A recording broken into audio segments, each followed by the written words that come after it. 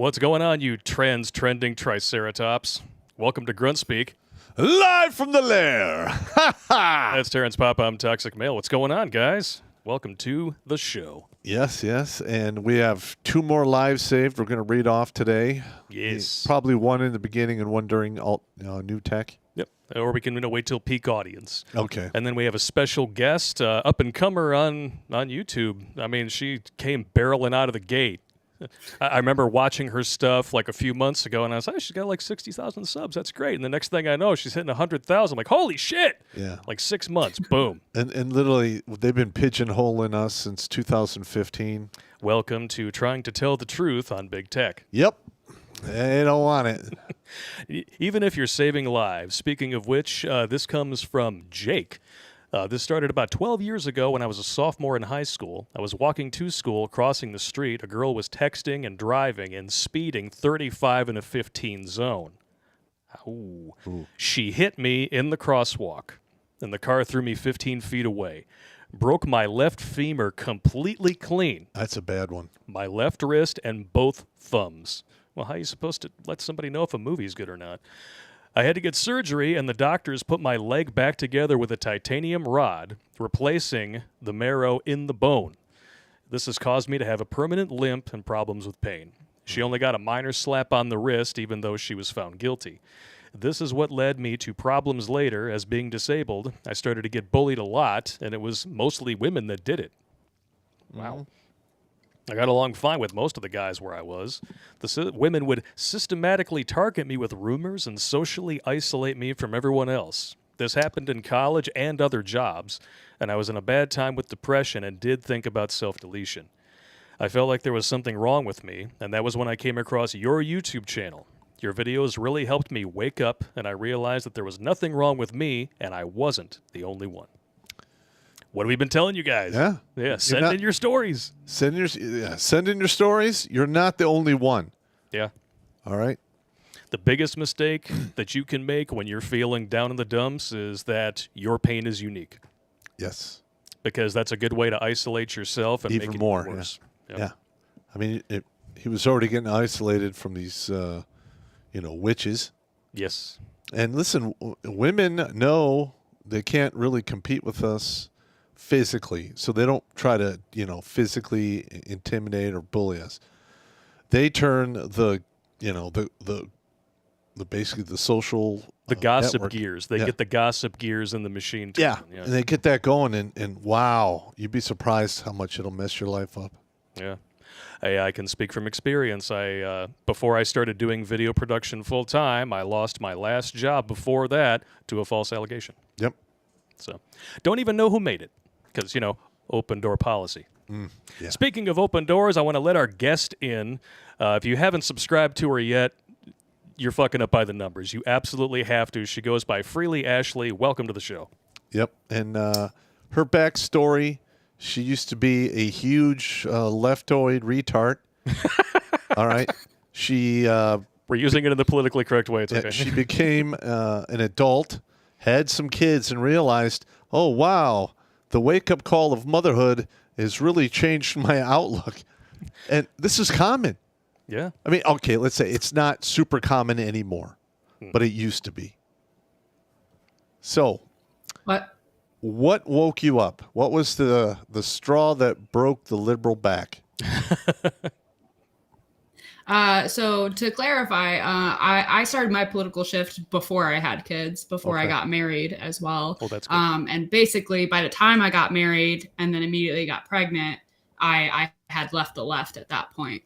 It was all happened kind of in the same year at that point. But no, it was actually just what kind of broke through to me was coincidentally, it was my husband wanting to talk about this kind of stuff.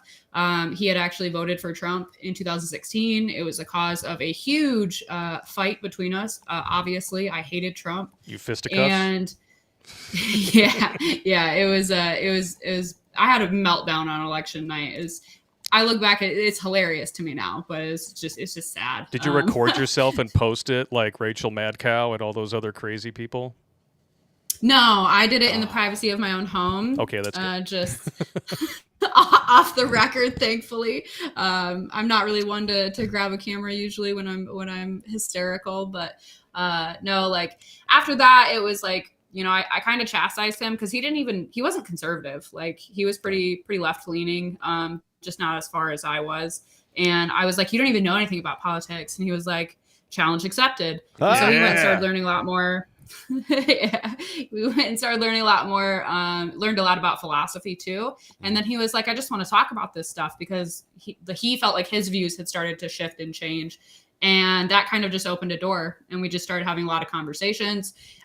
He started proving me wrong in a lot of ways. And I finally at one point just stopped getting so angry. And I just was like, I feel like I'm full of shit. So I need to go do my research. And then little by little, I just changed my mind on a lot of stuff. So you would, when he would prove you wrong, you would get angry and frustrated?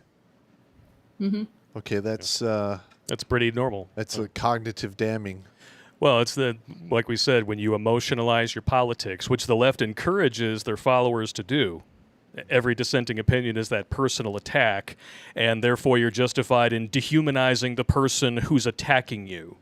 You know, you don't know anything. You know, everything that you say is a straw man. You're a piece of shit. You must hate gay people.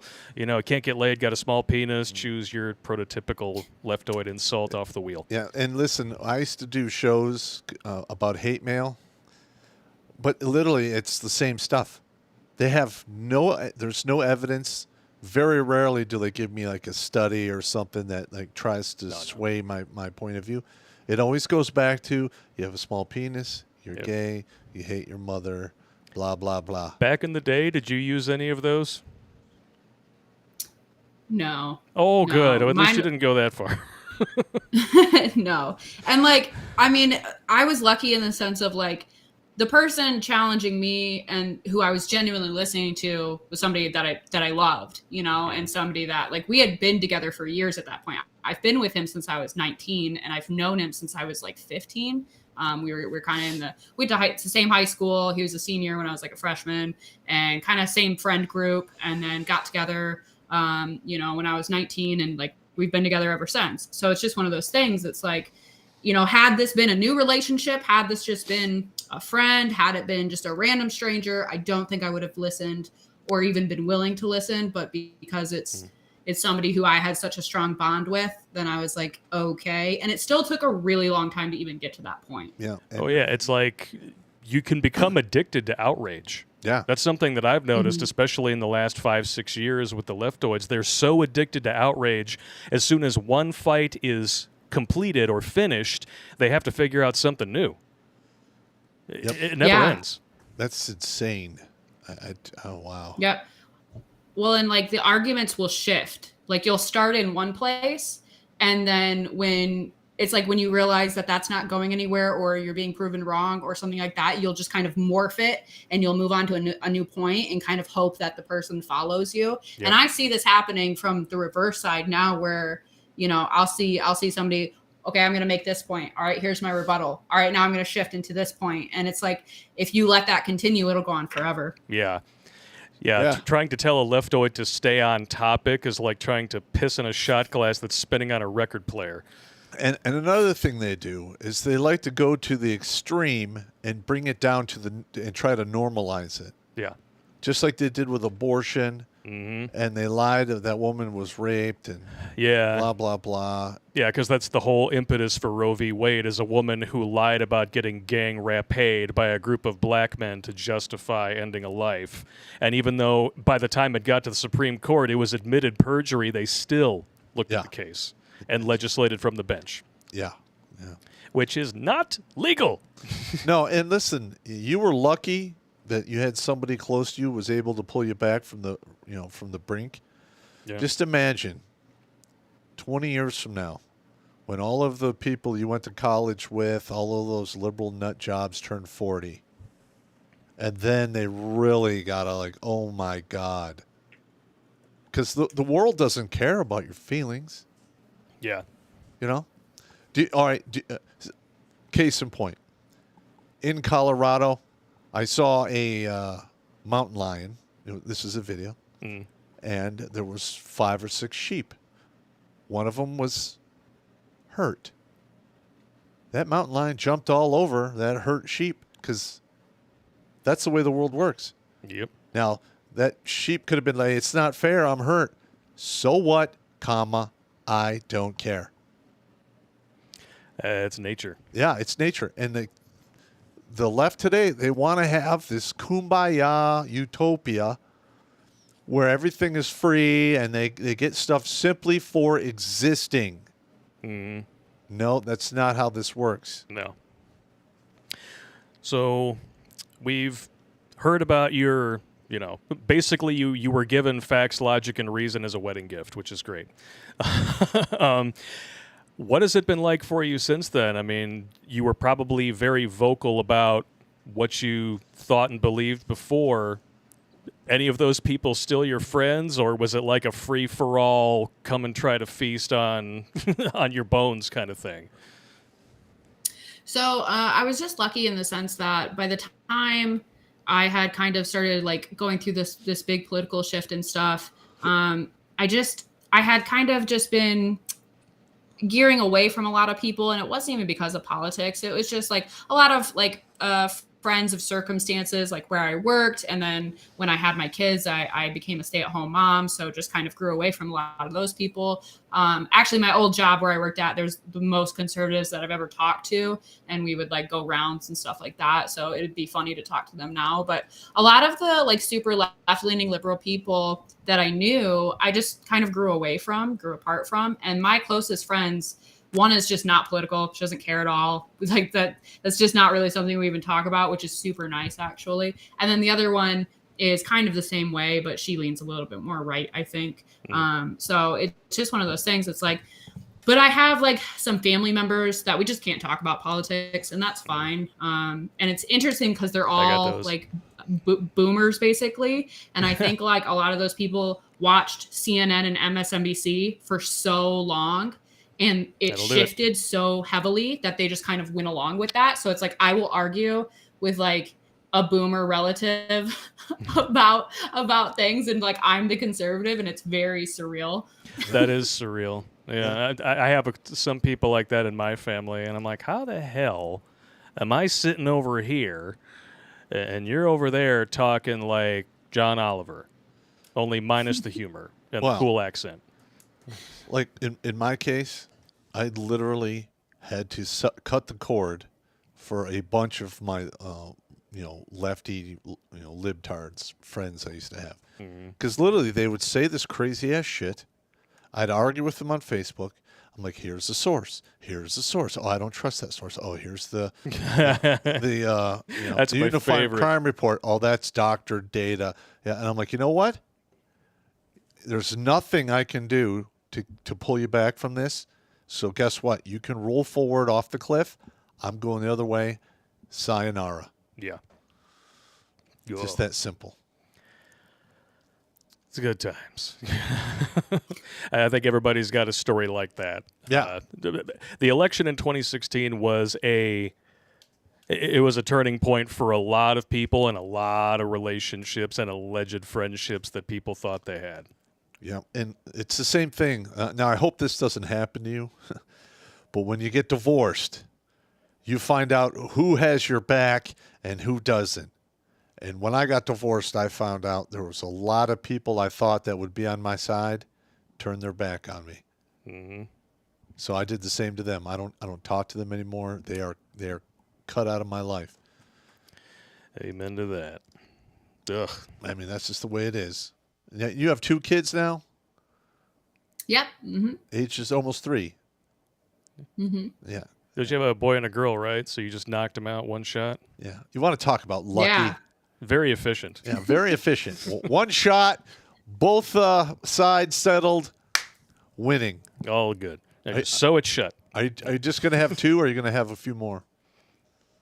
I haven't decided yet because I actually had them 10 weeks early. So it was a really difficult beginning of their life, and it was just a lot involved. You know what I mean? We were in the hospital for like almost 3 months. Wow. And like just with just with my age, and now like once you have one set of like fraternal twins like I had, your chances for another set go to like 1 in 12. And then combine that with being over 30. Yep. And then the chances of having premature babies increase when you already have some. So there's just like a lot to take into consideration. I would like to at some point, but I only have a few years left. That's right. Don't wait too long. That's another thing the leftoids think.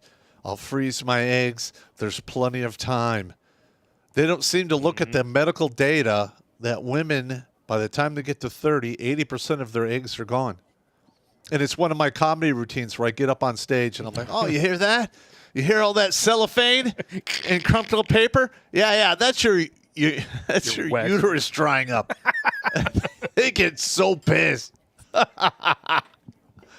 I know people who call themselves based who are like, well, my mom had a baby at 40, so it's fine. I was like, your mom had her last baby at 40. Yes. Not her first. Yeah. There's a big difference.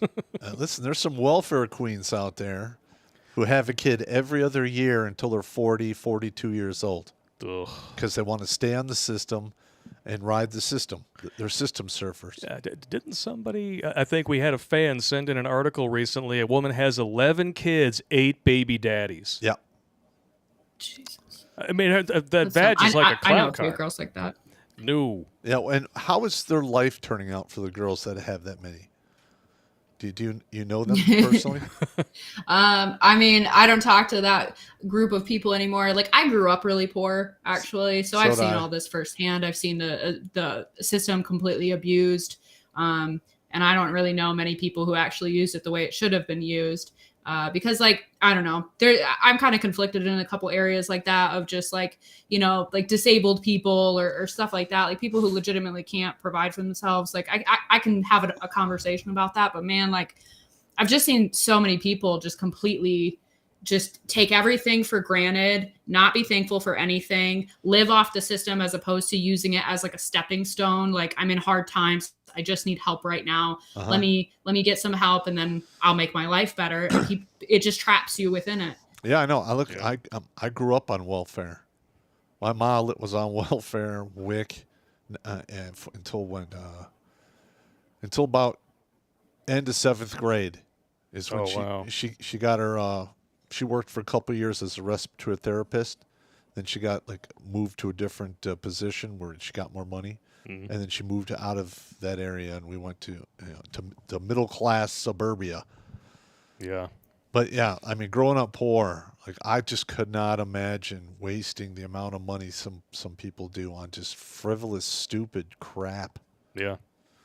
It's insane. Yeah. I remember there was a protest at a college not too long ago, and this chick, sides of her head shaved, looking so feminine, holding up a sign that says, if I can't afford ramen, I'll eat the rich. Somebody decided to Google the boots that she was wearing. They cost $250. Yeah. They're probably Dickers? The internet Dickies is riba. Yeah. Dickies? No, that's what she puts in her mouth. No, they're black boots that, skinheads used to wear. That's kind of what they looked like, yeah. Like the big belt straps on. Yep. So you know which picture I'm talking about then. Yes, I do. Yes, I do. So, Ashley, you and I had talked about prior to the stream because I kind of wanted to know what you wanted to touch on, and it's one of our absolute favorite things in the world. It's like, Ashley, tell me, what pisses you off? Gender ideology. Oh, yeah. All right. Now, first of all, I was raised as Episcopalian, which is the equivalent of Catholic light on the religious beer scale. Yeah, where the pastor is still called father, but he can have children. Yes. Yeah. It's the same. It's the same sit, stand, kneel, walk to the front, rock to the back. But, I mean, the good book, which is, it's questionable because there's so much begetting and killing in that. It's insane. But there's only 2 sexes. There's only 2. That's it. 2, male, female. Now, there are some people who are born with both or deformed stuff. Intersex, yeah. Sorry. Kallman syndrome, Brittany Griner. There you go. And then there's asexual and gay. That's it. Yeah. And the last two don't have anything to do with gender. It's just preference. And like the way I look at it, if somebody's like, "No, I'm not gay, I'm bi," I'm like, okay.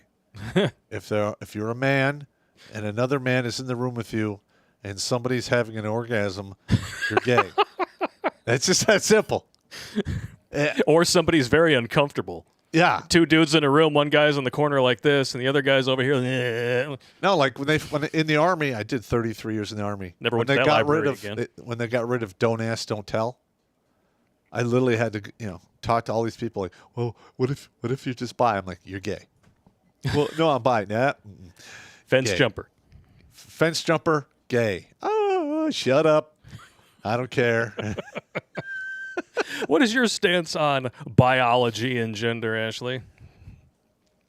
There's two sexes, there's two genders. And, I have there's so many, like the non-binary stuff that's made up. You're just making up some weird identity for yourself to feel like special and different. It's almost like the new gender ideology stuff is like the emo kid era of this is like the new goth 2000s.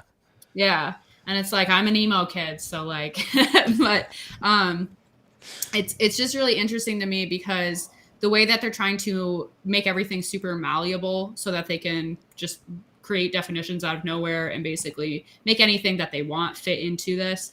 But it's funny how many contradictions there are within it. It's like, you say that you want to dismantle the gender norms and the gender stereotypes, but you literally uphold them when it comes to little kids. If a little boy wants to play with, his sister's dolls or something, then all of a sudden that means he's a girl. And if a girl wants to play with trucks, then all of a sudden she's a boy. It's kids just see a toy and they want to play with it, especially like when it comes to siblings. They want to play with stuff together. Or if it's a boy in a house of girls, he's just kind of mimicking the girls and he'll probably grow out of it. Yeah. Most of you're right. Well, up to 90% of the time, especially on the boy spectrum. Well, if you don't force them to take puberty blockers, because let's be honest, there is no such thing as trans children, only abusive parents. Correct. So if you don't force them to take the puberty blocker, it is an up to 90% chance they will figure it out on their own and go along their merry way. They'll snap out of it. They are deliberately betting against the overwhelming odds that this is a phase and sterilizing their kids. Yeah. Now, when I was a kid, I used to play with my my sister's Barbies. Oh, really? You made them scissor, didn't you? Well, I blew them up. Oh, okay. There's that too. Okay. Basically, there was the G.I. Joe Barbie scenario with M80s, and it was if I had a camera, it would have been glorious. I got in a lot of trouble. I'm sure your sister was pissed. I had to replace them all. It was like $60. Oh. I mean, and that's in like 1978, 79 money. You're going to have to mow a lot of lawns for that. My mom was so pissed. Oh, but it was glorious. I was a kid with a very high intelligence and no supervision. Evil genius. Things happen. Hey. But yeah, and another thing that I want to bring up to your attention is they always pull out they were born that way. Yeah, except now you can change it on a whim. But the thing is, if you say, hey, he was born that way, that's a metaphysical argument. Yeah, well, this person was born in the wrong body. It's a metaphysical argument. Yes. Aren't you an atheist? That's neither here nor there. It absolutely is here and there. Yeah, but what they do is they sit around there and they yell and scream for division of church and state, and then they want the state to enforce laws that they're making on emotion based on nothing. Because it's a metaphysical argument. The interest. I'm sorry. Man.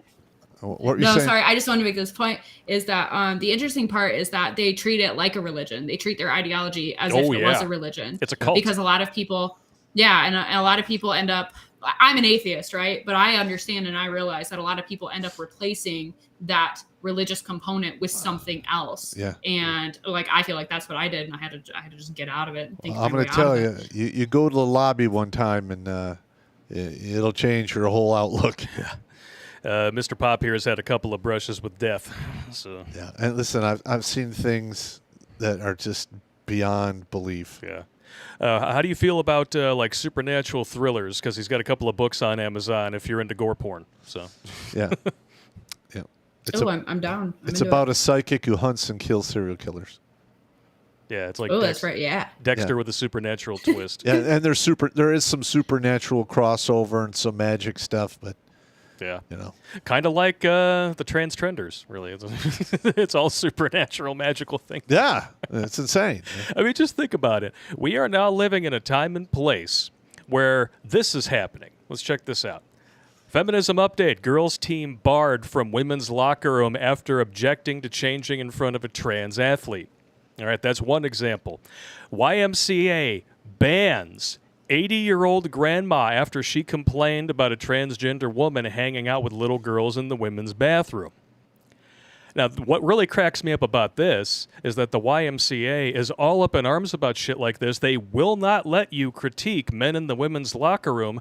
But do you know what the C stands for? YMCA? Christian. Yep. So much for upholding your own ideals. It's a young male Young Males of Christian America. Association. Yeah. Of associations. Yeah. And then this was in, Norwegian filmmaker could go to jail for 3 years because she says that men cannot become lesbians.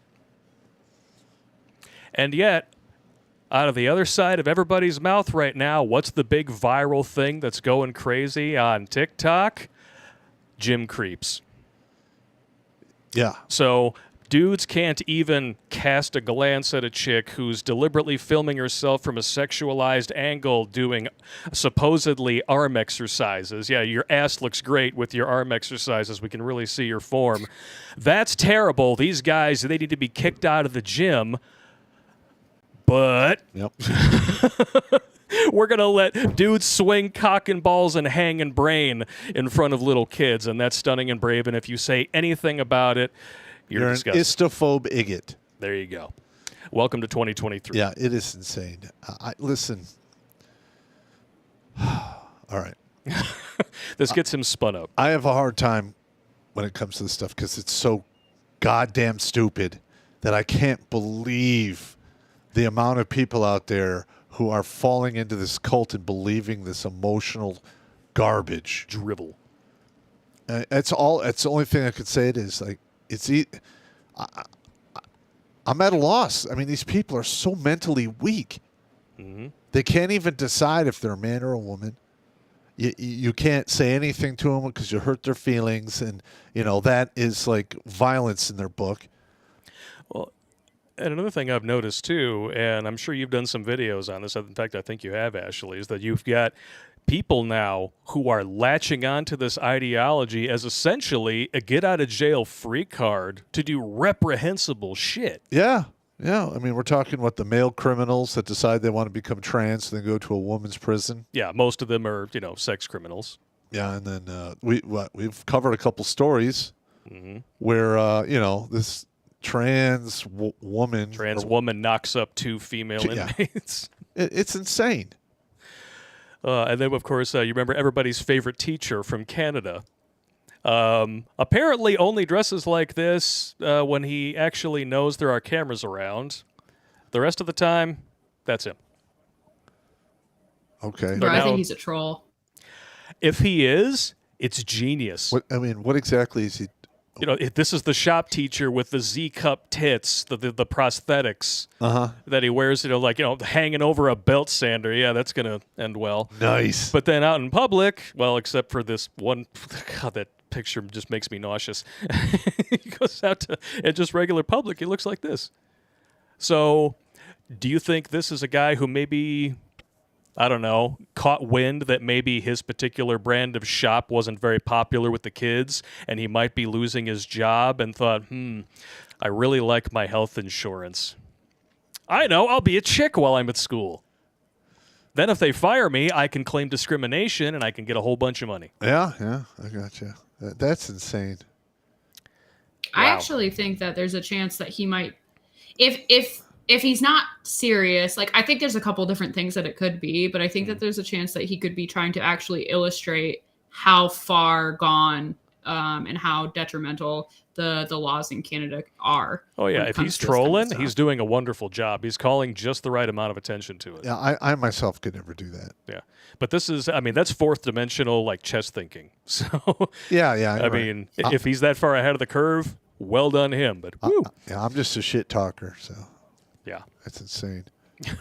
Yeah, I mean, either way, it's like, can you not do that around kids at least? Like, yeah, I know. I don't really care. Especially with the big, like, fake nipples sticking out. It's almost looked like he took 2 peanut M&Ms and duct taped them in there just so they would purposely poke out. I mean, you could dial a rotary phone with those fucking things. All right, listen. When I was in high school, we had a librarian, heavier set woman, black, and she walked around, and it was very similar to that.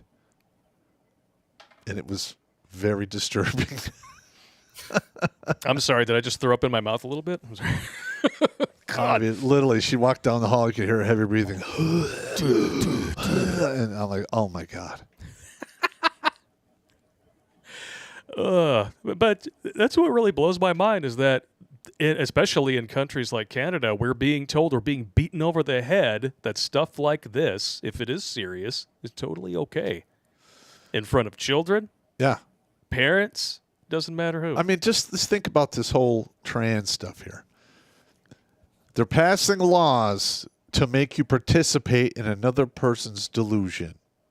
Yeah. So does it also apply if you have a kid that has an imaginary friend and you don't, extend, greetings or respect to this imaginary person? Yeah. Is that? I mean, that's exactly what this is. It's a very good analogy. Yeah. Yeah. I mean, what the hell? There also there's men who are basically autogonophiles. So like there's men who get off on seeing themselves as a woman, and so it's also there's an element of being required to play along with someone's fetish and be exposed to it in public. Yeah, hasn't Leah Thomas recently been called out for that?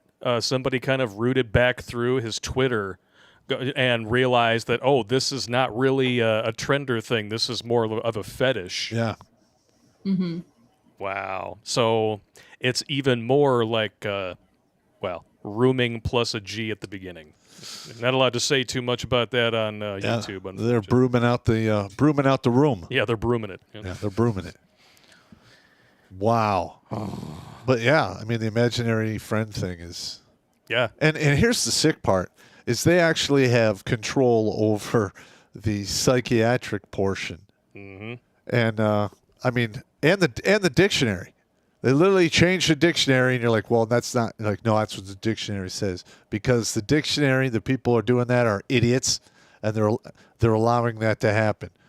I mean, they just keep moving the bar, trying to make their feelings become reality.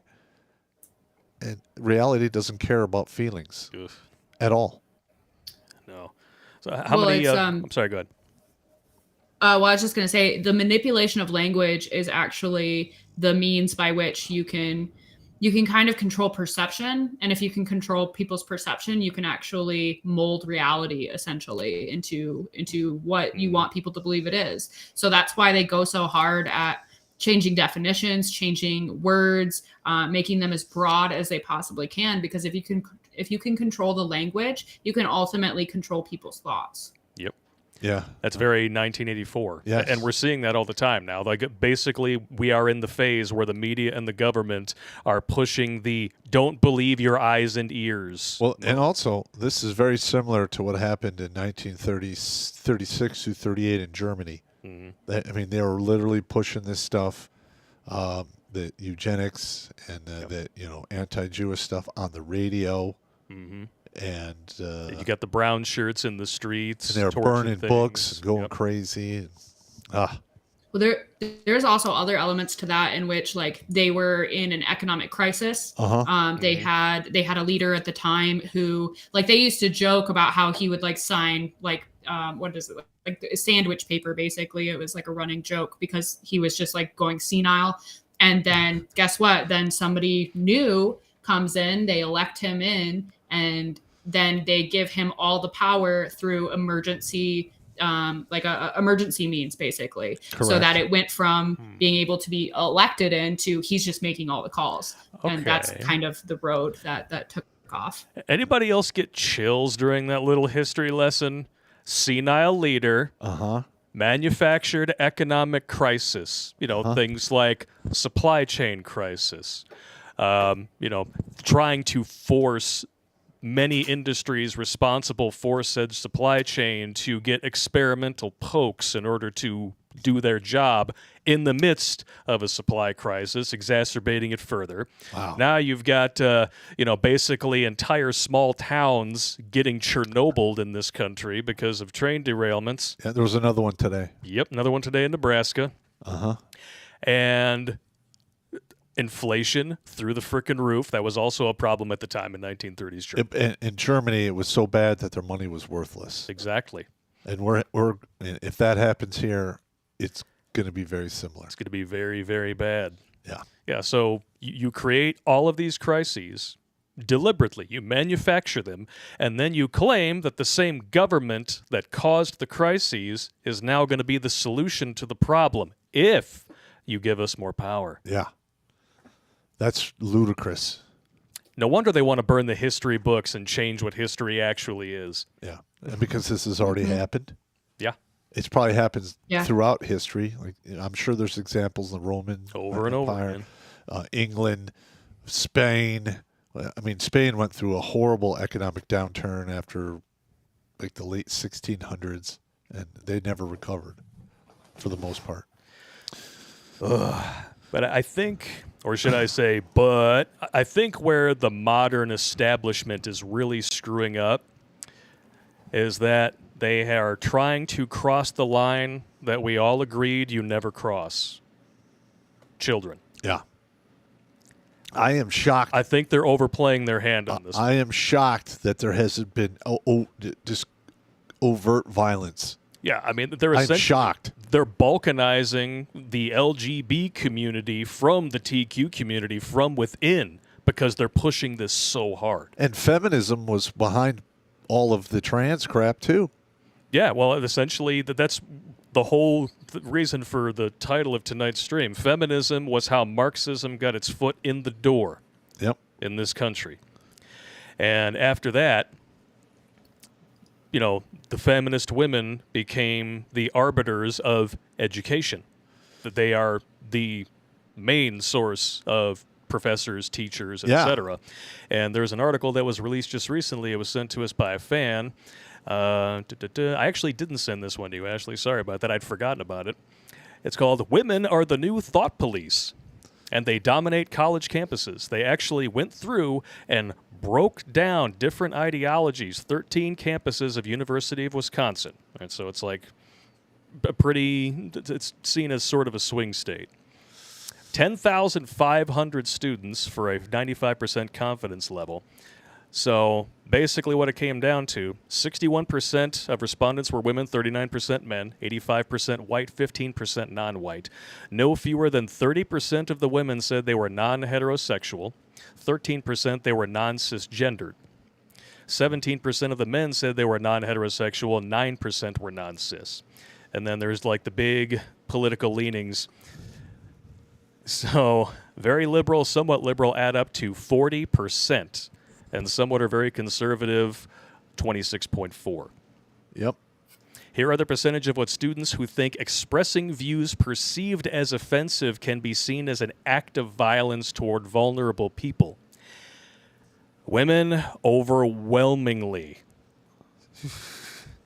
I mean, it's like the cisgender, the non-cis, everything like that. It is overwhelming in their favor that they see a dissenting opinion as an act of violence.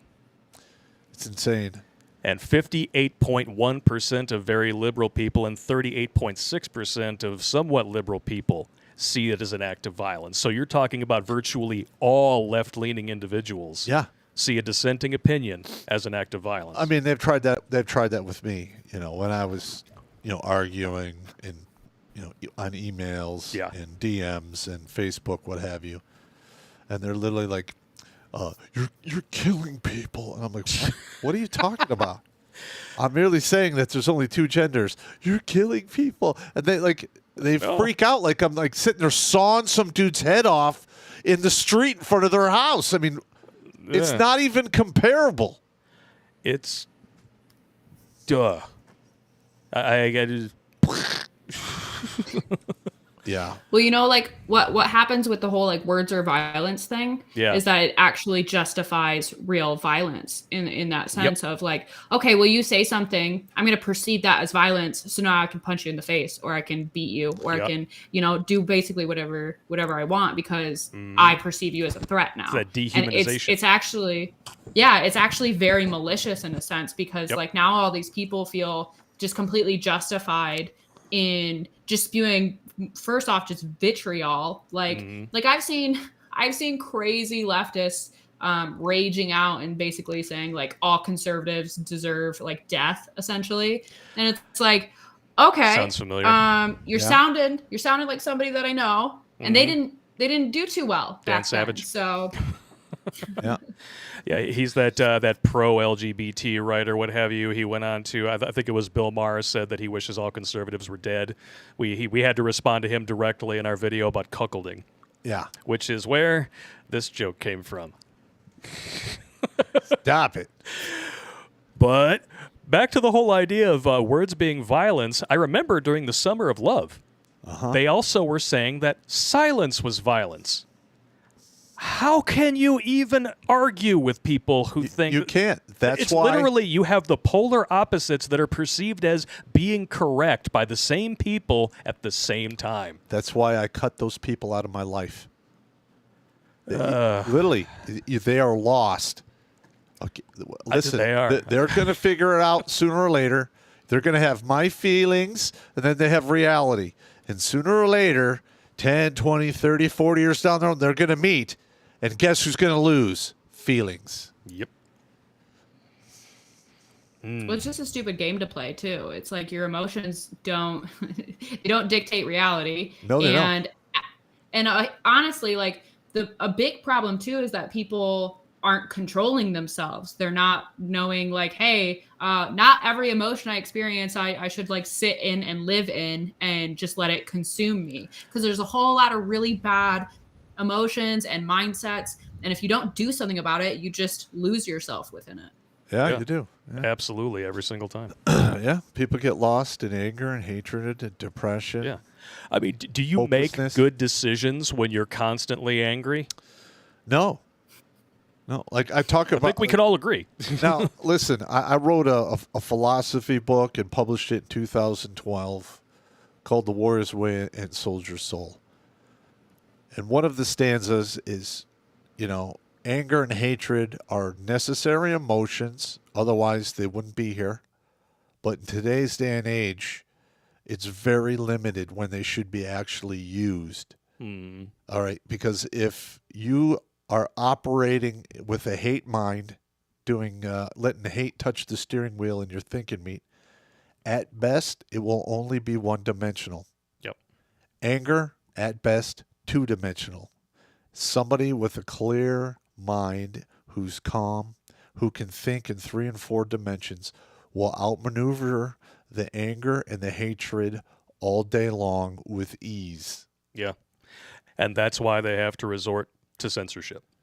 Yep. Because it's so easy to debunk this crap. And they say, well, we're not grooming. Okay, then explain this. LGBT director tells Congress it's so important for children as young as 12 to have access to gay and transformer counseling. Yeah, and have you seen there's some videos popping up about gays against groomers? Yes. Oh man, they're learning that the left eats its own. Well, I mean, the thing is, as I'm sure you are too, actually, you could probably get a ton of hate. Well, there's probably a bunch of guys who are like, yeah, this is a good thing. Let's do this. And then they see what it's become, and they're like, oh, this is way too far. Yep. This is not good. Yeah. Like, oh, wow. It's almost like that slippery slope argument we said was a fallacy. Claiming that there can't be a slippery slope is also a fallacy. Who knew? Yeah, I'm just waiting for the brooming to take place somewhere where there's a bunch of people who are very unhappy, and either while the show's going on or shortly after, very bad things will happen. Because listen, kids are the basically the line that you're not supposed to cross. Yeah. They've crossed it, and they're pushing it farther and farther. At some point, the people who are against this are going to go, this is insane. Yep. All of the laws are against me. My kids are exposed to this. They don't listen to me because, I'm paying taxes for this, but it doesn't matter. Time to take some action. Yeah. And then if you get 500 to 1,000 people, like-minded individuals moving in that direction, it becomes very dangerous. Mm-hmm. 1,000 men ready to put somebody on a rope, armed to the teeth, you need an army to stop that. Yeah. And scrambling an army like that is very difficult. Mm-hmm. Listen, I hope we can pull this back before it gets that bad. So do but I. Historically speaking, that is what happens. Yep. I'm not trying to scare you, Ashley. I'm just. Well, anybody with You're kids, not scaring me. Anybody with kids should feel a little, tingle in their jingles from seeing where this is going. Listen, if you have a child in grade school or middle school and this is going on, homeschool your kids. Absolutely. Pull them the hell out of there. We homeschool my boy. Yeah, and He's full of piss and vinegar, but he's very smart. And listen, if you get enough people willing to sue the school district for their tax money, that could go a long way. It's interesting too. It's like a lot of people don't want school of choice. And it's I wonder why, because you'd rather keep kids in a school where their parents don't actually want them to be because, whatever is being taught there, it's that's actually pretty dangerous, in my opinion, to not give people that choice. But you're all about choices, right? Yeah. Except when all about choices. Other things. My body, my choice, except for the jab. You need to be 18 to have a tattoos, but you can be 4 and start socially and medically transitioning. You know what's best. Daddy, can I have a cigarette? No, you're too young. Daddy, can I have a beer? No, you're too young. Daddy, can I cut my wang off? Absolutely, you know what's best. Come on. Yeah, come on. That is, you got to be 18, to enlist in the military, 21 to buy a gun, 21 to drink. Some states it's 21 to buy tobacco. Yeah, it's an absolute scam. Yeah. And at the same time, you have fully consenting adults. There are a lot of men and women who want to have sometimes reversible, sometimes not castration. Men want to get vasectomies, women want to get their tubes tied, what have you. Even if you're an adult, a doctor can actually deny you the treatment if they don't think you're mature enough. Yeah. Why? You want to know why? Because those treatments don't turn people into lifelong patients. They don't. Yeah. These do. Yeah. Listen, are you familiar with all of the side effects of the train surgeries, especially the male to the female? Yeah. Yeah. It's literally... I've literally watched this videos of this. Oh my God. Oh yeah. I can't even watch them. Are you familiar with Mr. Medicare, Ashley? No, I'm not. He's like a holdover from the internet blood sport days. Unfortunately, I heard recently that his cancer has returned, and his last stream from last month may be his last stream ever. I think he's kind of getting his affairs in order at this point. Breaks my heart because he's one of the funniest mother fornicators out there. But he made a video called How the Sausage is Made. Oh my God! And I sent it to Pop, and he said I couldn't do it. I made it 5 seconds, and as soon as I realized what they were cutting on, I shut it off. Yeah, and he played it once during the stream, and I was like,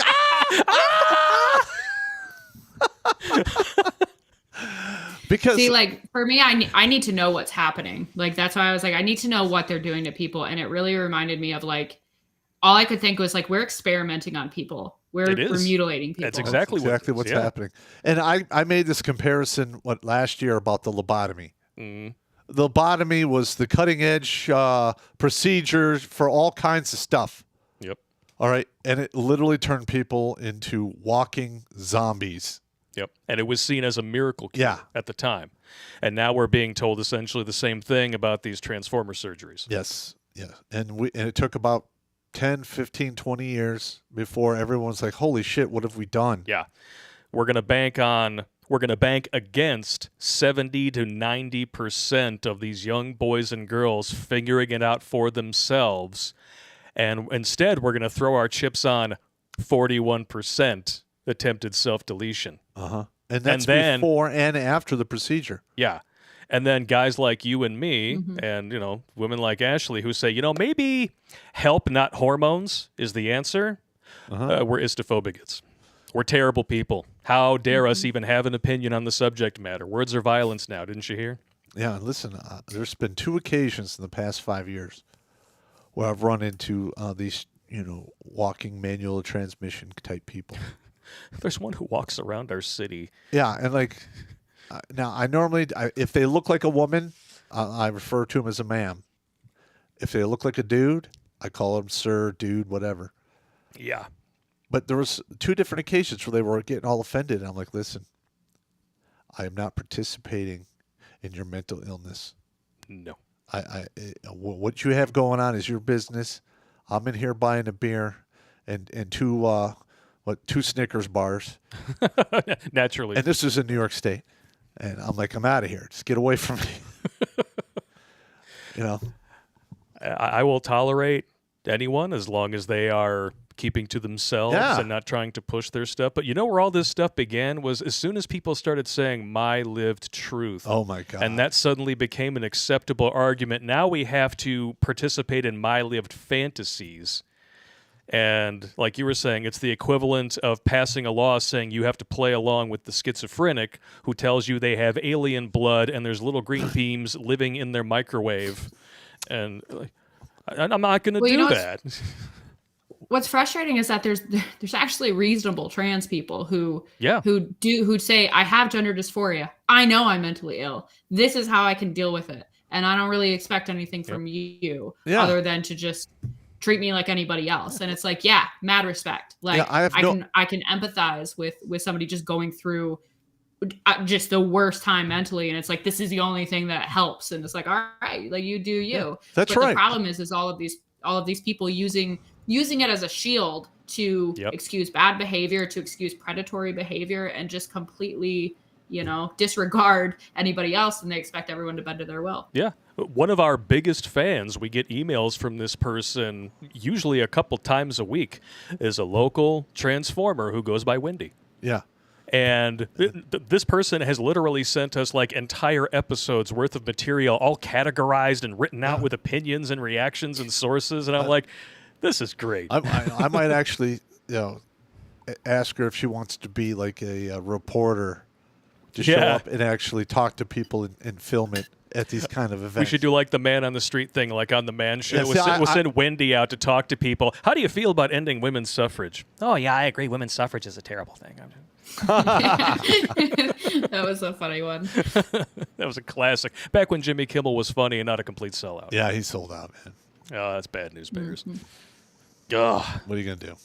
Oh, man. Speaking of sellouts, that's what everybody is being called now who has jumped aboard the train to purchase Hogwarts Legacy. Have you heard about this successful boycott?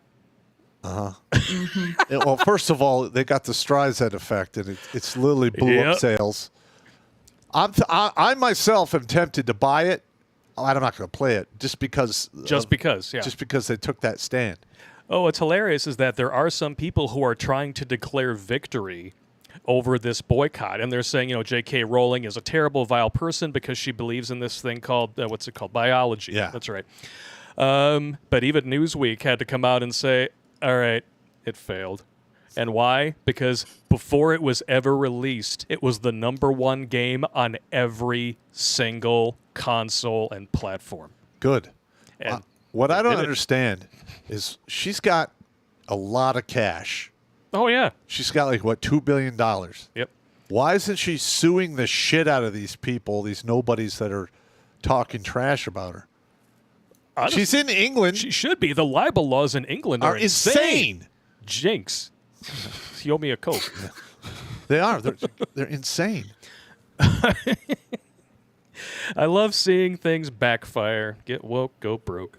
Or is Razor Fist right? Is it get woke, go broke, or is it go broke, get woke, and then fucking croak? You let me know what you think. But that's another thing that is giving me a little bit of hope. Is all of this woke shit is failing miserably. Oh, yeah. Like Walt Disney was a juggernaut in the entertainment business for the past 50 years. They've lost half of their stock value. A lot of other companies that have jumped on the same train, like PayPal, similar thing. They've lost half PayPal's their getting stock creamed. value.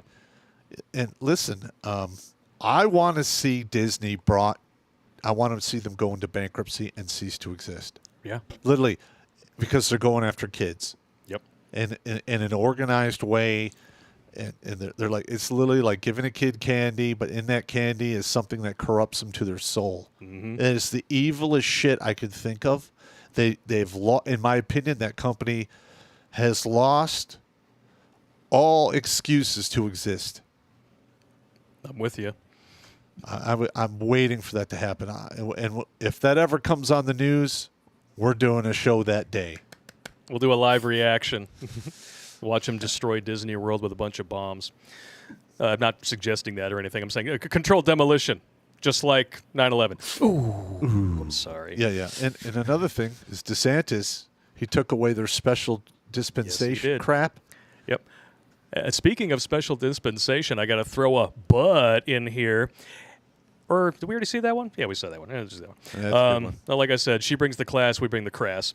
Ashley told me about this. While everybody has been fixated on this Hogwarts shit, and you actually know all about this, so I'll let you take the reins. But all I can say here is a transgender programmer designs game about slaughtering women critical of gender ideology. Did anybody actually hear about this? I have not.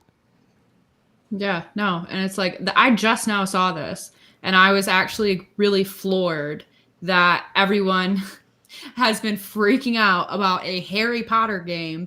Meanwhile, somebody is crafting this knockoff game of an older version. It looks like Wolfenstein 3D. Or Doom. Doom. Yeah. You see that the picture... And it's like, okay, so... The woman in the so background. you're not even original. Yeah. Oh, no. This is just bad news bears. This is like... What, Turfenstein 3D? So they took it from Wolfenstein. Yeah. I got to admit, that is a funny title. So what they did was, like, they replaced all of the swastikas with XX, as in, like, the chromosomes. Uh-huh. Yep. And so they refer to the enemy as gender fascists in the game. And like, the creator of the game said something about, like, put blood on the walls, and it's just very, like, super violent, and it's incredible because it's like, if anyone were to dare make a game like this in the reverse, which I also wouldn't support, they would be crucified. But this is okay somehow. Wow, yeah, but this is totally okay. Yeah, in fact, it's so okay, we didn't hear about it. This original article was released on Redux in October. Wow. Mm-hmm. And it's just now being brought to our attention, thanks to Holy shit. Okay. Mm-hmm. I mean, it's not the first time that Wolfenstein 3D has been basically had a redress. Have you ever heard of Super Noah's Ark 3D, the only unlicensed Super Nintendo game?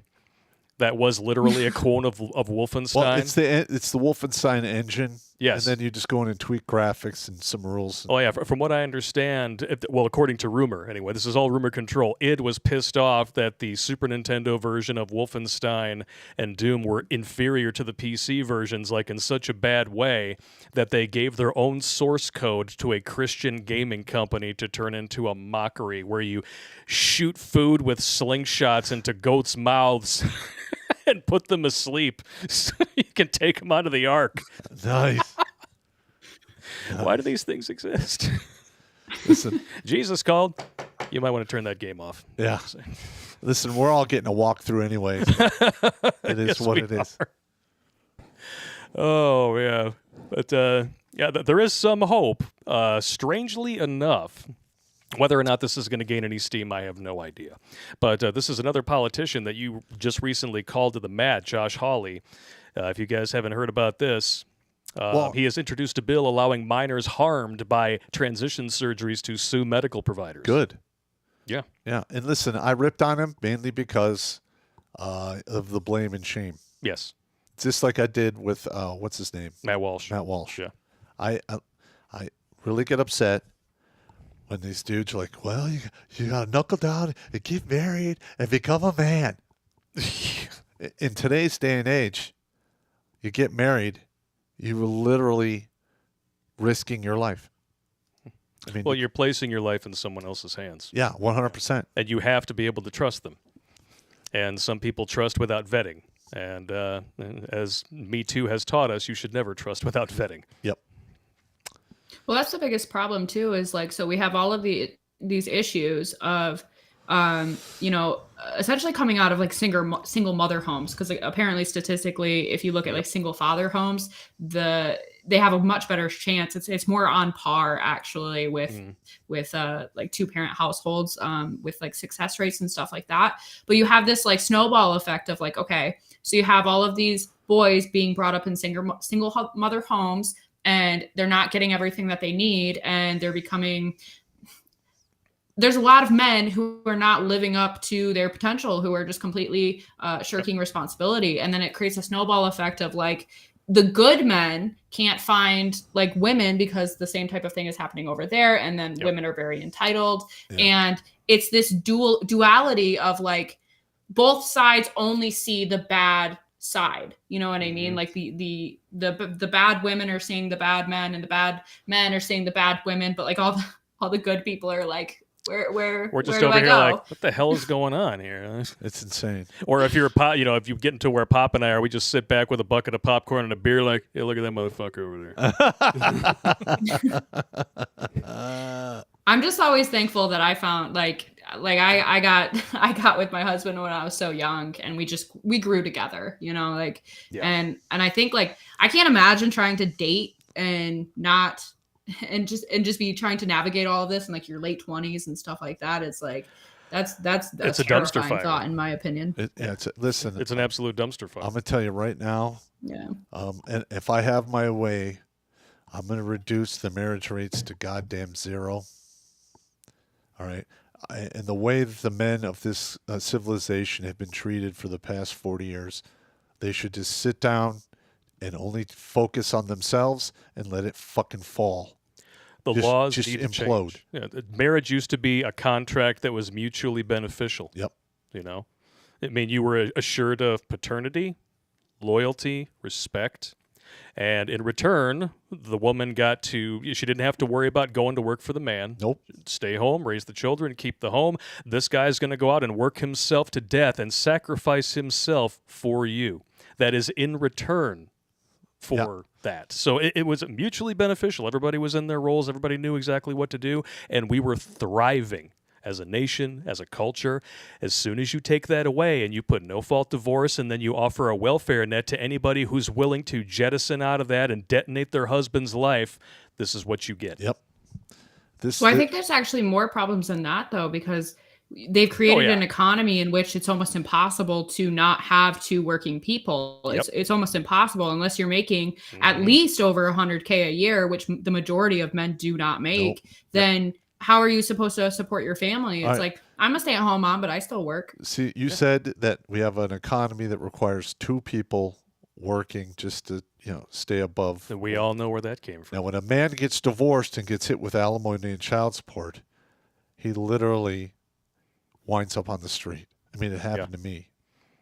Yeah, because you get the half up front, and then over the course of years, the ex-wife gets the other half. Yes. Yeah. Well, I had to go back into the Army full time because, my BAH, which is a special allowance the Army gives you for a household, all went to child support. Ugh. And then I lived on just the base pay, and it was tight. It was tight. But I was able to pull it off and make it to my fantastic moment. Last child support payment. I wrote the last goddamn child support check like last July. Winning. But what you were saying, Ashley, about the two incomes thing, that actually goes back to World War II. Yep. Before that, it was just the men going out to work, the women stayed home, and then when the men were sent overseas, the women had to go to work, and all of a sudden the powers that be in this country were like, we have this unexploited resource of workers. How can we get them to enter the marketplace, thereby increasing the number of potential applicants, qualified or not, for each job, so that we can start paying people less and less? Oh, I know. We'll incentivize them leaving the home by giving them a welfare net, and then we're going to make no-fault divorce legal in all 50 states. And by 1978, it was. There you go. Do you know what also happened around World War II? Is the sexual revolution. Oh, yeah. It started. So Alfred Kinsey released two books. What is it? Human Sexuality, or like male sexuality, or I can't. I'm sorry, I'm blanking on the names. But Alfred Kinsey wrote two books, one about male sexuality, one about female sexuality. A few years later, and he essentially used pools of playground lurkers who were in prison, and then he essentially fabricated the statistics and made it seem as if men were like very homosexual in nature and had all of these strange tendencies. And it sounds familiar, doesn't it? Yeah. Hey, give me I need to take a piss break. You take a piss break. Well, we'll let her finish her point. All right. Sorry, ma'am. You're good. You're fine. So like I've learned a lot about him, and he really had a huge influence. He also had a huge influence on like sex education going into schools, on like SA laws being relaxed actually as well. And I think like all of that just ties in. I think that these issues that we're dealing with today, there's so many different factors and variables that play into them. And I hear a lot of people bring up a lot of really good points, but I think it's all just a huge conglomeration of a bunch of things that happened all at the same time. And it's just come to such a head at this point. Yeah. I mean, trying to narrow it down to any one thing is going to sound reductionist, because this has been ongoing now for decades. So you can't narrow it down to any one thing. It is a collaboration of multiple elements. Yeah. And it just kept getting progressively worse as well. And I'm not really one, like, I don't think like masculinity and femininity fit into neat boxes. I think that there are just, everybody has a, kind of a spattering of both characteristics and traits and interests. It just depends, Yeah, but you can express those differently and not be a different gender. That's where I take issue with the shit that we're seeing now. And that's the biggest problem. Yeah, absolutely. Yeah, because I've got my niece has the short hair, her husband has the long hair, but they're both as innately masculine and feminine, respectively, as anybody will ever meet. They didn't claim to be a different gender because she got a crop top or whatever. I mean, she didn't look Vulcan or anything, or like Jim Carrey in Dumb and Dumber, but she had the shorter hair. So it's just hysterical. And it's one of those things. It's like, can you just let people just be whoever they are and whoever they want to be? And I think it does well to like encourage people like, hey guys, it's a good thing to be masculine. It's a good thing to lean into some of these characteristics. Yes. It's a good thing to know how to like get healthy outlets for things like anger, because a lot of women, actually, it kind of frustrates me in a way, is that they do not understand that men's emotions come out in the majority of anger. Like that's your go-to emotion. That's how it ends up coming to the surface. Whereas ours is more like being upset and crying and kind of just being wanting to talk about our feelings and stuff. And a lot of men they don't want to talk. It doesn't even matter how safe that they feel with you or how much they trust you. A lot of dudes just don't want to talk about that. And people are very different when they come to you with problems. Like when my wife comes to me with problems, I will literally be like, okay, before I even throw my hat in this fucked up octagon, I have to know, do you want solutions or do you want someone to listen to you? And that basically avoids every potential fight in the scenario. Dudes are solution guys. Yeah, when somebody comes to us with a problem, usually, like if a dude comes to us with a problem, we want a solution. Yeah. Some women, most of the time, just want to be listened to. They want to be held, be like, oh, that sucks. Let's change the channel. It's Listen, I've known many women that go to the instantaneous leaky eye hole moments at any time they're getting kind of frustration or eye hole moments. I'm like, what the hell?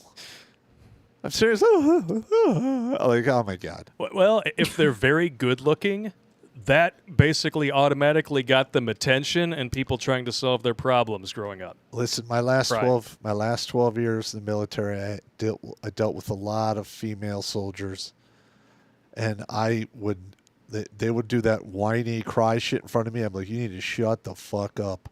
All right, you're wearing that uniform, you're getting treated like a dude. What is your fucking problem? Do you need my assistance? If so, what is it? Because I did not put up with that. And after a while, they just quit talking to me, which is great. So I watched Saving Private Ryan recently, and I had never seen it actually before. That's a tough one. And I was watching it. Yeah, I was watching it, dude. And I was just like the whole time. And obviously it's depicted during World War II. But the whole time I just was like, why does any woman want to do this? Why does any woman want to be in this environment? Like, and it's super gory, and I actually it was a really, really great That's movie. the way war is. Here's another thing. Exactly. It's like, I would never want to do that. This is another thing that's going to tweak your nugget over Saving Private Ryan. It starts and ends in the cemetery overseas. Yep. All of those men who were drafted were so goddamn expendable to our government, they couldn't even be bothered to ship their carcasses home to their families. Yep. And didn't they just recently find a downed submarine off the coast of Japan still with all the bodies inside? Yeah. Well, I mean, that's crazy. It is crazy, but but they're not going to go down there and retrieve them and bring remains back to the family. No, you can't. I mean, there's some things. Listen, if it's 1,500 feet, that's very hard to do. I have no idea how deep it was.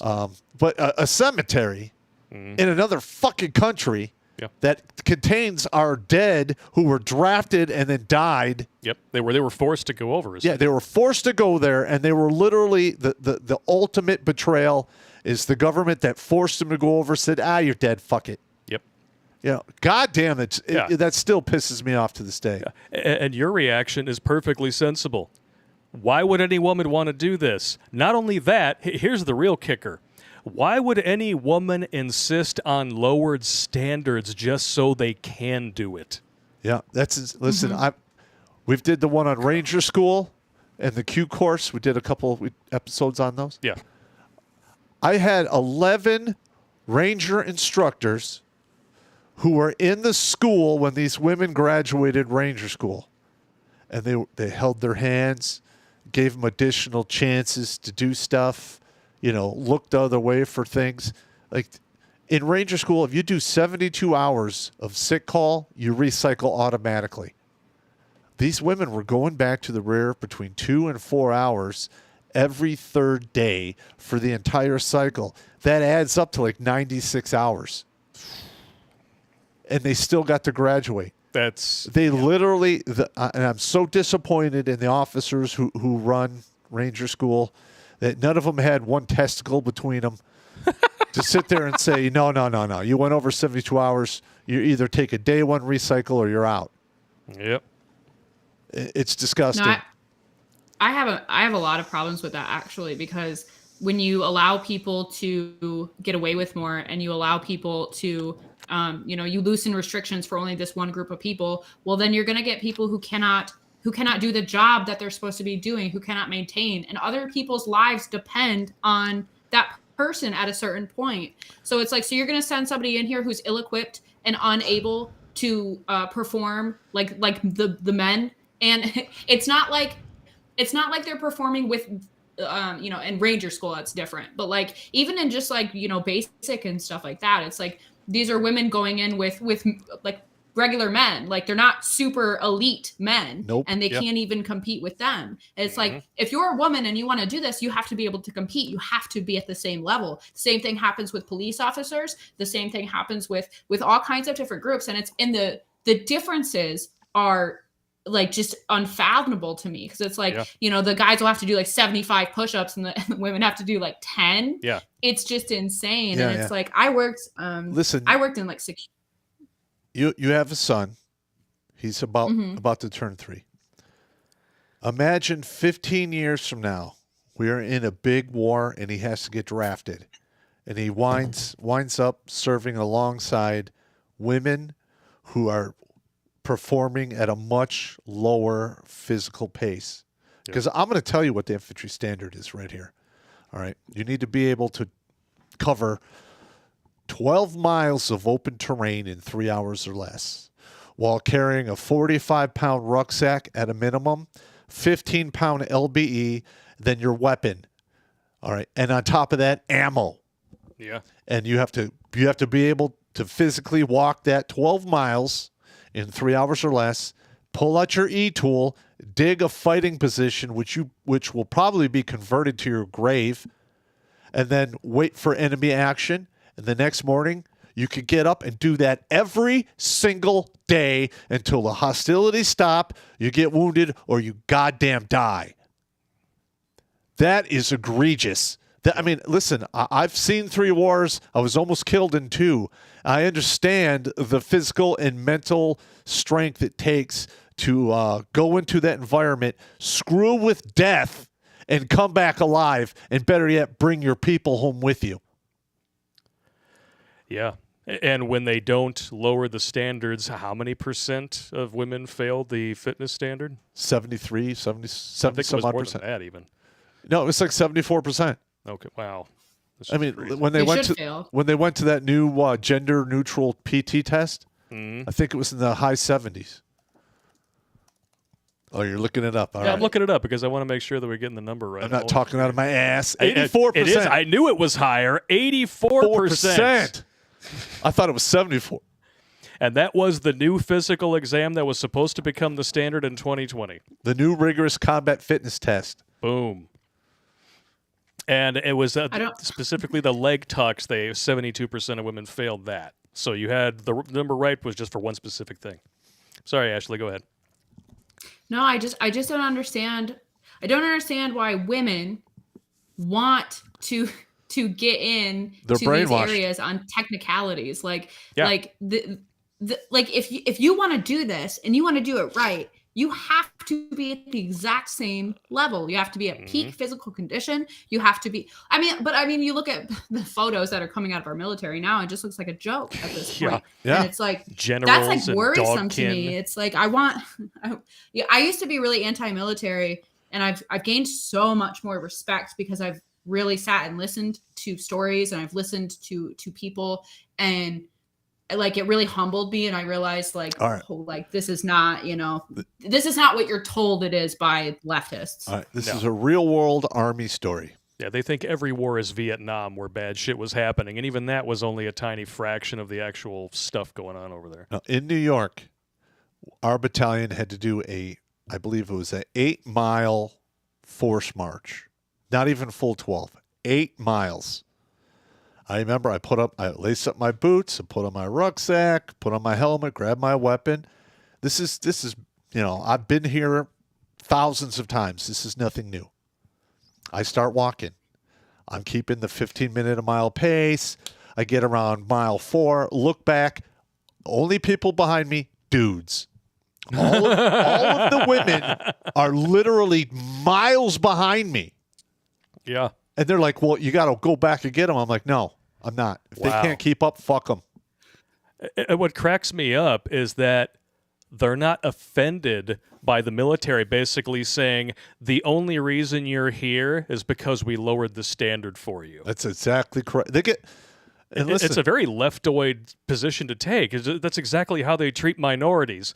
Well, you're not good enough to achieve this on your own, so we're going to add points to your test score. Yeah. Oh, my God. And I had the same argument in college in political science. Yeah. They were screaming about the same shit back then. Women should be in combat. Blah, blah, blah. I brought in a rucksack and an LBE. All right. The rucksack was 45 pounds dry, 55 pounds with water, no ammo. And then the LBE, I put sand in there to make it simulate ammo. Brought it into class. These women are picking up and go, well, it's just full of sand. And I go, hey, bullets are full of lead. Now, and I went through the same thing. 12 mile. And they're like, well, we could probably get a girl from the soccer team. I'm like, no. In a real war, when they do a mass conscript, they usually take all of the guys coming out of high school up to about the age 20, and they put them through the training, and on average, between 75 and 90% will pass first time go. It doesn't happen with women because the standard is so high. Most of them just get chewed into, hamburger. Yeah. It's almost like there are real, concrete biological differences that no amount of hurt feelings and alleging words or violence will ever change. Yeah, listen, you're absolutely correct. Yep. The whole thing is just infuriating to me. All right, you want to start some super chats? I'm sorry. Go ahead, Ashley. We'll get to some super chats. I was just gonna ask if did you guys see that? I'm sorry too. There's a lag, so sometimes I interrupt, and I'm really not meaning to. But did you guys see that clip of like there was I think it was Ranger training actually, and there was a guy and they were doing hand-to-hand combat drills, and there's a guy and he was basically kind of like sitting on top of a female. And he was like hitting her, and like the internet was outraged about it. TikTok was outraged. Naturally, but it's like, all I could think was, so you're doing a drill, right? So this person's going easy on you, and he's trying to prepare you for real life situations. Mm-hmm. And if you're going to go through this training, you have to take it, because in the real thing, somebody is trying to kill you, and they're that close to you. They're on top of you. You're in the worst position you can possibly be in. Uh-huh. And all of those things are going through my mind. It's like, yeah, don't want to do this.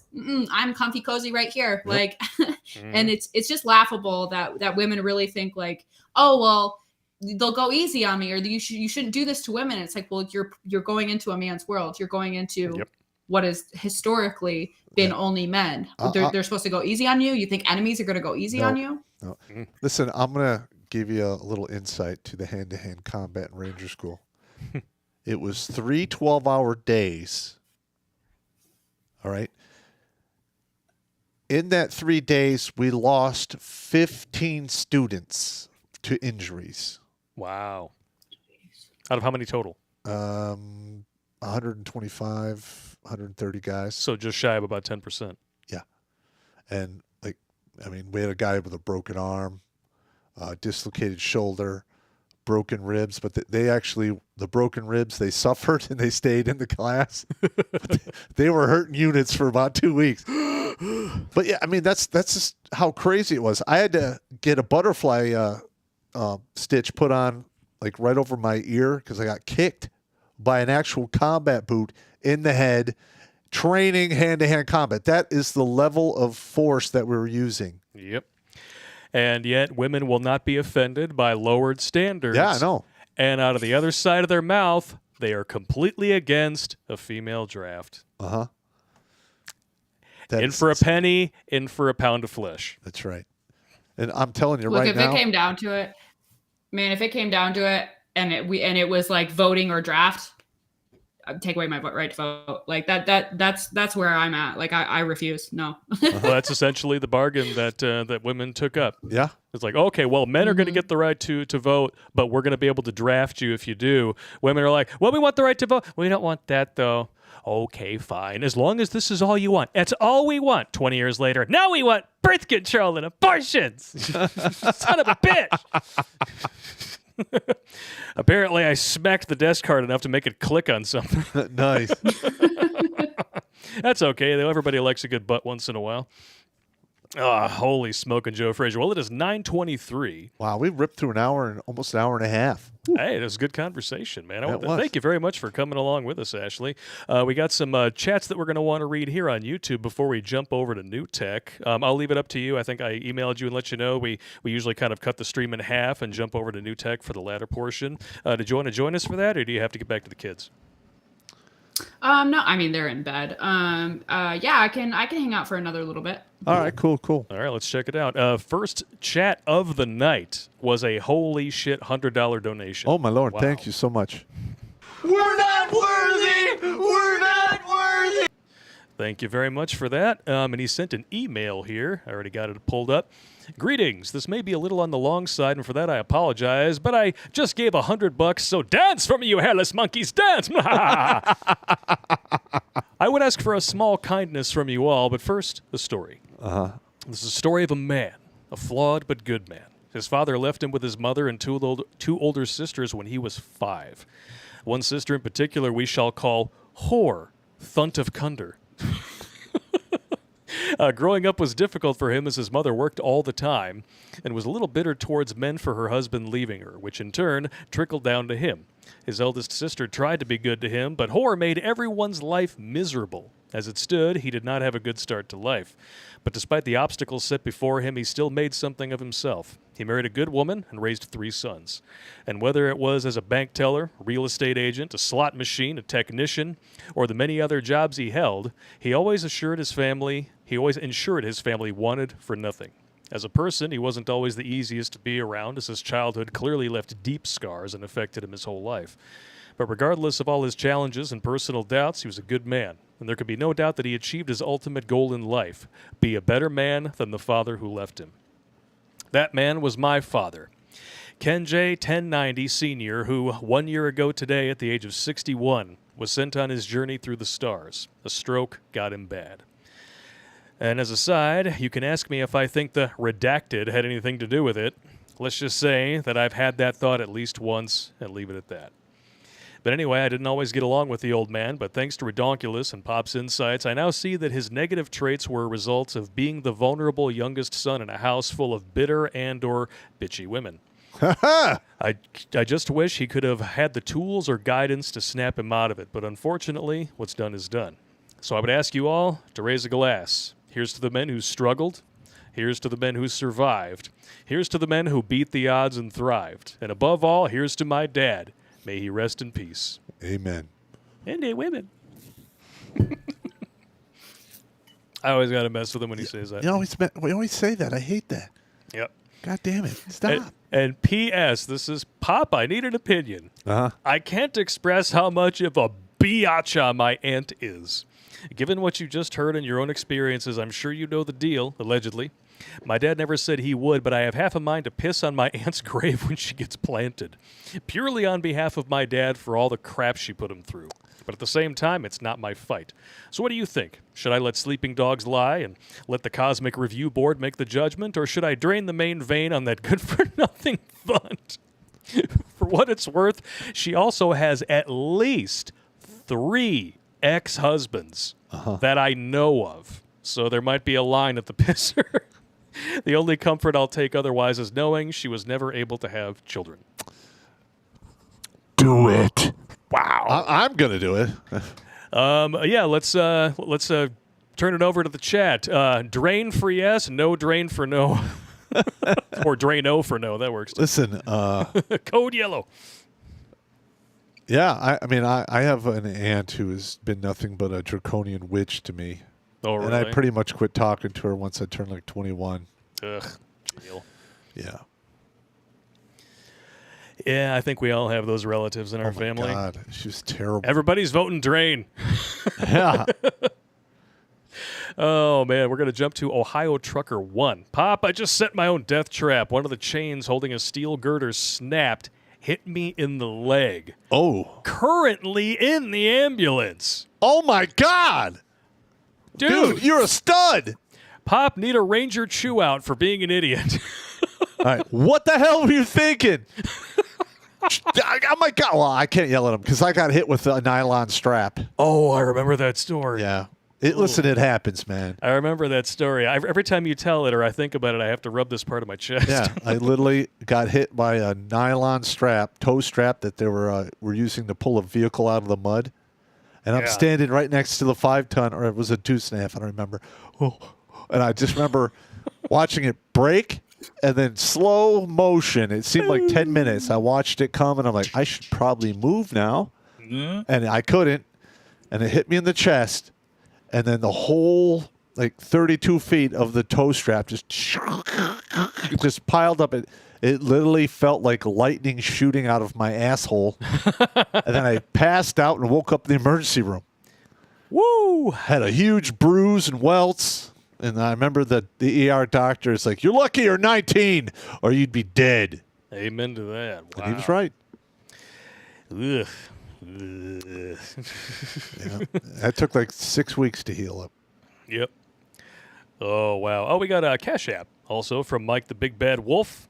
$25. He says, freely Ashley for pop culture. He subscribes to you. Him and I were talking about this earlier, and I've had this idea for years that if a woman were to host one of our pop culture episodes, they might actually get an audience. I would love to hear our writing coming out of a chick's mouth. One day, maybe one day. One day. You ever feel like making the trip, you can host an episode. We had an episode hosted by Hammerhand once. It was one of our biggest hits until it was age-restricted for no reason at all. And what state do you live in, Ashley? Michigan. Oh, yeah. Oh, shit. Yeah, she's local. Oh, wow. Well, somewhat local. She's west Yeah. side. All right. Yeah, I'm like a couple. Yeah, I'm a couple hours away from you guys. All right. Oh, all right. We got Alex. He says, I'm catching Pop and Blake live, and YouTube even sent me a notification to my phone. Longtime viewer, number holder, first time I got the notification. Wow, we've only been doing streams for 2 years. Yeah, I know. You finally got a notification. Yeah, way to keep on it, YouTube. Hank Stamper, remember when you said Russia would run out of munitions? Looks like it was NATO that ran dry. Lol, somebody got filtered by the media. Well, the thing is, they're literally taking a lot of our strategic weapon reserves and shipping them over to Ukraine. Yep. Well, and Biden is essentially buying up the stuff we left in Afghanistan. But the thing is, those NATO nations never ever kept up their part of the bargain. Oh, spent 3% of their GPD, or whatever it is, towards their own, army and defense. Yeah. So yeah. And there's been a hot war going on for a year, and they're sending ammo into Ukraine, and they're running out because they haven't spent their own money. Yep. They don't risk any blood or treasure, not since the end of World War II. Nope. And meanwhile, fuck everyone in Middle America, also known as FEMA, won't disperse emergency funds to East Palestine. Yep. Biden still hasn't been there. Instead, you know where he went? Ukraine. With an additional 500 million taxpayer dollars so that he can launder it and send it back to his butt buddies. Wow. Modern politics. This is not going to go well when it finally blows up. No, it's not. I love this screen name. Meximan and Cheese.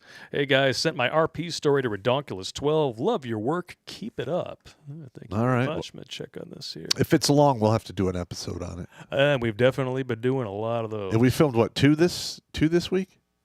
3. Yeah, hey, and after this, can you read those life saved so we can get it? Absolutely, yes. All right. Oh, it's a little short one here. All right. Wanted to share my story. I was pretty fat all through high school, which wrecked my self-esteem. Funny thing was, girls were still into me. I was funny, had a car and a job since 16, so I'm pretty sure they liked me because I was funny. There was a fat girl who decided I was going to be her man. I fell for her pretty fast, and she knew it. Pretty soon, all my money and time were spoken for. She had no respect for my boundaries and loved to push them. Yep. On the courtyard, my buddies and I would make plans to hang out, and then she would butt in and tell me, we have stuff to do. Nope. Anytime I would start to stand up for myself, she would berate me and dump me. Then a couple days later, she would tell me things would be different.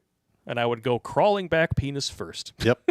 Well, because you were thinking with your dick. I understand. This went on for 4 years. Yeah. The one Mexican girl I dated when I was in college, that we on and off again, she was the same way. Yep. That's how you give up your power in the relationship. Yeah. A few days after my birthday, or before my birthday, she decided she had to dump me again. Fortunately for me, a few months before that, I had started watching TFM. I made plans with my buddies for my birthday. The morning of my birthday, she calls me and acts like nothing happened and asked me what I wanted to do. I told her I already had plans. She threw a little tantrum, but I stuck to my guns this time. This is when I knew for sure the relationship was over. Yep. Now all I cared about was getting my jacket back. Next morning, I called her and put on a bit of crying voice and told her I need to see her right away. And if she could do me a favor and grab my jacket because I needed it for work. She happily agreed. I drive up to her building. She's standing outside with the biggest smirk on her face holding my jacket. I walk up to her, head down. When I get up to her, she says in her very condescending tone, I forgive you. Oh, here we go. I looked up, grabbed the jacket, and told her it was over. I wish I could say I walked away like a cool guy from an explosion, but I actually ran back to my car. After that, I blocked her on everything. She tried to get back with me through my sister. Unfortunately, my sister was happy to hear the news. She said, I never liked the way that bitch treated you. That's a good one. It is. Now, listen, and this took me a long time because I was raised by a single mother. You got to stay on your frame. You set up boundaries for a reason, not to be broken. They break the boundaries. Guess what?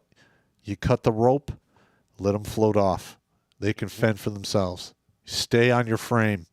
Yep. If you're going to be in a relationship, you need to respect each other's boundaries. Well, the thing is a lot of guys, when they're in their late teens up to their mid-20s, they meet women, and these women are like, well, you have to change this and you have to change that. And they literally make the changes, but they still get, their heart ripped out through their asshole and crushed in divorce court. So my thing is this: stay true to yourself. Keep your frame. No matter what they say, to hell with them. Yeah. You're the one in your meat suit. You're the one controlling your thinking meat, not somebody else. And certainly don't let the dick do the thinking. That's a very small surface of nerve matter, has a hole in the top, and that's where all the bad decisions come out. Yep. So have you ever heard the saying, I need that like I need a hole in the head? There you go. There you go. Speaking of holes in bodies, Ohio Trucker 1 says, I needed stitches and 20 staples in my leg. That's a bad one. That's really bad. You're going to be laid up for about 2 or 3 months. Hopefully it didn't break a bone or something. I wish you a fast recovery, brother. Thank you very much to Hank for the donation. Dung is fun. Pop looks like Bumblebee, and his nectar is Blake. Give me a straw. Bastard. Count Chad the Impaler. Degenerates cluster in the big cities. When the people they work for get the war they want, they'll be nuked and never vote again. Silver linings. We'll see. Well, you dress it up. Christopher Mott was notified on Rumble and I joined. The chat was multiple people talking at once. I love you guys. Been a long-time listener. You got me through my divorce. All right. If you have a good story, send it on over to us. Yeah, we're collecting the stories and we're doing shows on them if they're long enough. Darn tootin'. Michael Simmons, if I remember this correctly, the fake boob shop teacher was doing it to have a shield to use against other teachers/administrators. All right. There you go. Oh, Ohio Trucker 1 says that chain has over 1,000 PSI when holding down a load. Yeah. So that's what ripped into him. You're lucky you didn't take your leg off. Woo. Yes. Dark Pegasus 87, they can redefine words all they want. It's gibberish. The problem is thinking they can keep old connotations for definitions that no longer apply. No, that anger is tied to invalid definition. It can't apply now. Jeffrey Paul says, Ashley needs a Jeffrey Paul tune for her channel. If you want to be linked up with the musician in our little community, he's done tunes now for our buddy Red Rhino. He's working on one for Hammerhand. And this dude can shred. So if you've ever tuned in right at the beginning of the stream and you hear the music, that's him. Yeah, that's him. And I need to give him a call because I want to work on a project with him. Yep, I will put you two together. Let's see, Zion Bry. Pop, I would like to join the StreamYard. That's not how that works. Only for call-in streams. But if you have a story to tell and you'd like to come on a stream sometime, shoot us an email and we can definitely look into it. And if you go to the Linktree, you can ask to join Pop's Preppers. Yes. I send out a newsletter between 2 and 6 times a year. Yeah. Regardless, thank you very much for the donation. We're not worthy. Devlin Alistair with $10. No comment. Thank you very much. Brian Stull says, Fat Punisher rules. Keep up the good work, poop. I'm losing weight. Thank you. And probably a lot of that was pooping. Could have been. Fortunate typo. Sean St. George, the words and silences violence to sway you into obeying. Yeah. This grunt won't blindly obey. Not again. No, listen, I'm out of the army. I'm done obeying. Amen to that. I can't even work for anybody. I have to be my own boss. Yep. Oh my gosh, this is like gray font. It's difficult to read. But Dark Pegasus 87 sent us an email. It says, my story. Not all of us have a wake-up story. My father was a narcissist, and I never had anyone. We moved every time I started to make friends, so I didn't break away. I just built from the ashes. He couldn't even graciously take his own blame, and he loved like a politician. My defining moment was probably being a dumb, starry-eyed kid asking God for wisdom, and I think he wept and said, all right, But you don't know what you're asking for. If you want to understand how pathetic people are, know that people believe America is a democracy when the pledge recited every school day says, "To the republic for which it stands." People can believe a lie as they speak the truth. I can attest to how people get addicted to outrage and hatred. I used hatred to push myself away from him and everything he was. Once you build that attitude, it's hard to break it, even if you want to. Mentally, I'm at a point where I will ruthlessly play on a weakness to destroy a corrupt foundation. As stated before, I will support trans rights to destroy feminism, knowing transgenderism will collapse without feminism and its influence. In true Slytherin fashion, I will boldly Ravenclaw your eyes out and use your own BS to destroy you for the sake of fairness. If you're an a-hole with a weakness, I'll burn you with it. It's useful, and I recognize where I can grow, but this is a result, probably the best one, without breaking the habit. Listen, hate is that's a hard thing to overcome. I mean, I still struggle with that. A lot of people do. And thank God, the first 20 years in the Army, I was able to burn through a lot of that hate, doing the superhuman shit I had to do. Mm-hmm. But I still have it. Oh, I don't think it's ever going to go away. No. Just learn how to control it and target it, or channel it into something. Well, it's locked up with Evil Pop. Evil Pop has an addiction to booze and mint chocolate chip ice cream. You know it. Ashley probably doesn't know this story. This gentleman right here will literally, Evil Pop will come out of the box sometimes in the middle of the night while he's asleep and sleepwalk over to the local 7-Eleven, get a whole quart of mint chocolate chip ice cream, eat it, and then hide the evidence under the bed. This really happened. And I found the box like 8 days later. I'm like, what is going on? And it's all dried by then. I'm like, when did I eat this? And that's not the first thing. He also did zombie shopping. Yes. Like you'd order things on eBay and your buddy would call you up. Hey, bro, got a battle axe in the mail. Is it cool? Oh, no. Yeah. All right. yeah, like if you watch some of my earlier stuff where I do the layers upstairs in the sword room. Yep. All of those swords, except for like 5 or 6, all bought on Ambien and whiskey. Yep. Doesn't remember buying a single damn one of them. No. There's like 6 Oh, of yeah. them. Don't take Ambien. Oh, my God. That shit, Oh, yeah. it fucks you up. Like You can sleepwalk with Ambien. You can sleep shop with Ambien. You can sleep sex with Ambien. Yes. It's a bad, bad news One bears. of my supply sergeants has 3 kids, all of them Ambien baby. Apparently, sleep sex is just like condom averse. I like he comes into work. We're at the morning meeting, and he's all like distraught. I'm like, "What's wrong?" He's like, "I don't understand." She's like pregnant again, and I'm like, "What?" I goes, "I don't remember that. I mean, should I get a DNA test?" I'm like, "Maybe you should get a DNA test." Yeah, good DNA test. Just to make sure. They Well, all they're of them mine. are his. All 3 of them. That's good. That's good. Your kids aren't Ambien babies, are they, Ashley? Are they? definitely not. Okay, well, They that's were certainly- very much planned. All right. Yay. Good. It's always That's the way good it when it's should not be. a surprise. That's the way it should be. Yeah. I mean, it was a surprise there was 2 of them. I didn't find out that till like over halfway through my pregnancy. But That'll do it. Yeah. Jeff Spacelord. How are you even surprised at any of this? In a country where abortion is legal, buy beans, bullets, and Band-Aids. And some silver also. Yeah, I'm You're with you not on that wrong one. there. G-Man. Emotions are not thought. Emotions are the true 6th sense. Beware of the echo or mirage that can fool them. Think it through. Yep. Yeah. That's a very good way to look at it. Emotions are the mirage. Harrison Blackwood. I'm not sure what he means by this. Who are you? What do you want? I don't know. More mead, because it's actually pretty damn good. I told you. Christopher Mott. Holy smoking Joe Frazier. Another $100 donation. Thank I'm over you here so like, much. oh, wow. We're not worthy! We're not worthy! Thank you so much, man. He said, I've been listening for years and never gave. You've made a big difference in my life. Well, thank you. Thank you so much, Christopher. If you've got a good story, man, shoot us over. A pretty good... If it's long enough, we'll do a show on it. It's over a story, man. We'd like to hear what's going on. Oh, Harrison says it's from Babylon 5.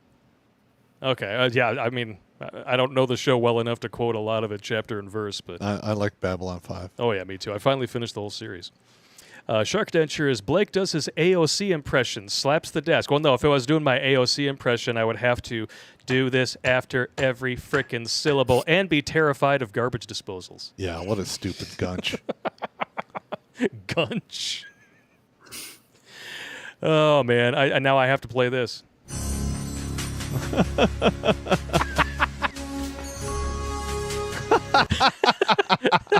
It never gets old. Thank you very much, Billy Von Baum, for that deep fake. Thumper the Sweaty Fat Guy, you cannot fit enough split tails behind a 10,000-pound 463L air shipment pallet for them to move it on frickin' rollers attached to the floor. Yeah. Pulling their weight is why I am huge, broken, and irritable. Ouch. Yeah, I've seen that. Oh, yeah. I've had to do that on C-130s, roll shit out the back. Yep. This is a dude who's got stories for days, and he sent in his train wrecks of Christmas past recently, so you can look forward to a video on that in the coming weeks. Amen. Indie women. Cliff 3188. You notice Zelensky is never in formal attire when greeting another head of state. Then again, do you dress formally when you go to the ATM? Wow. All right. That's actually pretty good. Touché. And last but not least on YouTube, Josh Stewart. See the madness going on in Austin, Texas? It's turning into California. Also, that looks suspiciously like a Fulci shirt. Well, it's Dawn of the Dead, which, they're kind of, if you know the history of the zombie series, it's kind of adjacent. While being not at all. It's just weird how things work in European countries with movie releases. Yeah. It's all good, though. With that being said, that'll actually do it for YouTube. We're going to move on over to new tech here in just a second. Do you want to stick with us, Ashley, or are you going to take your leave?